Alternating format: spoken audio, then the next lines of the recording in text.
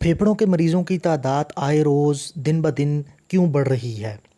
इंसानों के अंदर इम्यूनिटी क्यों कम हो रही है? क़ुव्वत मुदाफ़ियत क्यों कम हो रही है? बीमारियों के ख़िलाफ़ लड़ने की क़ुव्वत कम क्यों हो रही है? इसकी एक सबसे बड़ी वजह कोल्ड ड्रिंक, चिकन और फ़ास्ट फ़ूड है।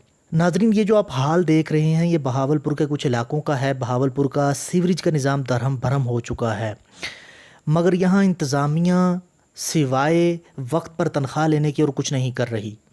हल इसका क्या है? आवाम का डंडा। आवाम अपना हक जिस दिन लेना सीख गई, उस दिन कोई मसला आपको इन गलियों में नज़र नहीं आएगा। कहते हैं कि पब्लिक में ना थूकें। थूक खुश्क होकर हवा में शामिल होकर सेहतमंद आदमी को बीमार करता है। इसका ज़्यादातर असर फेफड़ों पर होता है। टीबी को कौन नहीं जानता? टीबी में कमज़ोरी, वज़न में कमी, बुखार का हो जाना, बलगम में खून आना, सांस में दुश्वारी, ये तमाम अलामात टीबी की हैं जो फेफड़ों की बीमारी का बाइस बनते हैं। नाज़रीन, ये जो आप इंतहाई आलूदा और गलाज़त भरा पानी देख रहे हैं, ये पानी ज़ेरे ज़मीन बहता था, मगर अब ये ज़मीन के ऊपर आ गया है।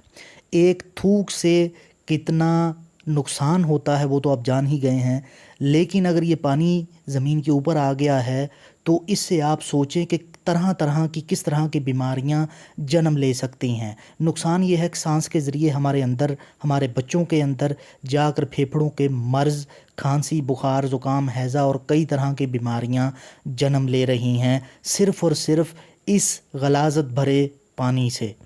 याद रखें, बीमारी के जरासीम आम तौर पर थूक, बलगम, कै, पेशाब या पखाना या पसीना के ज़रिए खारिज हो जाते हैं, जो तंदुरुस्त आदमी को बीमार कर सकते हैं।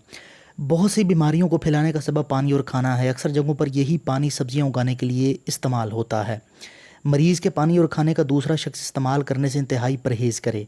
आम तौर पर बीमारियों के जरासीम बलगम, थूक और फजूले के ज़रिए खारिज होकर हवा में शामिल हो जाते हैं, और जब तंदुरुस्त आदमी यही सांस लेता है तो फिर फेफड़े, जिसे चेस्ट इन्फेक्शन कहते हैं, और दीगर मुहलिक बीमारियों को पैदा करते हैं। अब मक्खियों से हैज़ा होता है, पेचिश और मच्छरों से मलेरिया फैल। ये तमाम गलाज़त जो आपको गलियों में नज़र आ रही है, क्या ये मक्खियों को बढ़ाने का ज़रिया नहीं है? इसीलिए हॉस्पिटल में आए रोज़ फेफड़ों के मरीज़ों में तादाद बढ़ रही है। जरासीमों के ख़ात्मे के लिए माहिरीन कहते हैं कि आप सफाई का इंतहाई ख्याल रखें, मकानों और मोहल्लों को साफ़ सुथरा रखें। इसका हल क्या है? क्या ये जिन लोगों के घरों के आगे पानी खड़ा है, क्या ये मसला हल नहीं कर सकते?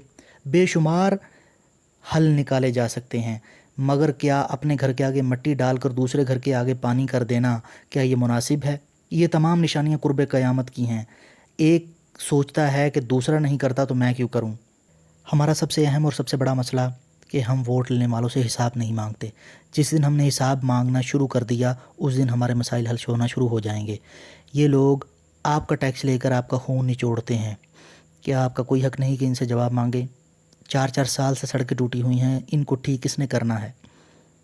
आप टैक्स इसलिए देते हैं कि आपकी फलाह व बहबूद के लिए काम किया जाए। बहुत सारे हल निकाले जा सकते हैं अगर आवाम एक हो जाए, अगर आवाम एक होकर अपना हक लेना जान जाए। वो इदारे जिनकी ज़िम्मेदारी है, मसलन PHA, TMA, planning and development authority, इतने बड़े बड़े इदारे बनाने का क्या फ़ायदा अगर ये वक्त पर हमें मुश्किल से ना निकाल सकें। इनका काम होता है कि बारिशें ज़्यादा आ जाएं तो पहले से मंसूबा बनाकर रखें कि पानी को जमा किस जगह पर करना है, ताकि आइंदा आने वाले वक्त के लिए मुश्किल वक्त में पानी का इस्तेमाल किया जा सके और पानी को गंदे पानी के साथ शामिल होने से महफूज किया जा सके।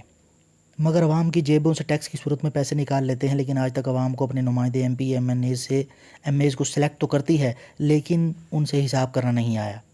बस आखिर में मैं ये कहूँगा कि आवाम एक और नेक हो जाए और जमहूरियत का नहीं, इस्लामी निज़ाम हुकूमत का मुतालबा करें, क्यों ना कि हमारे तमाम मसाइल का हल उसी में है।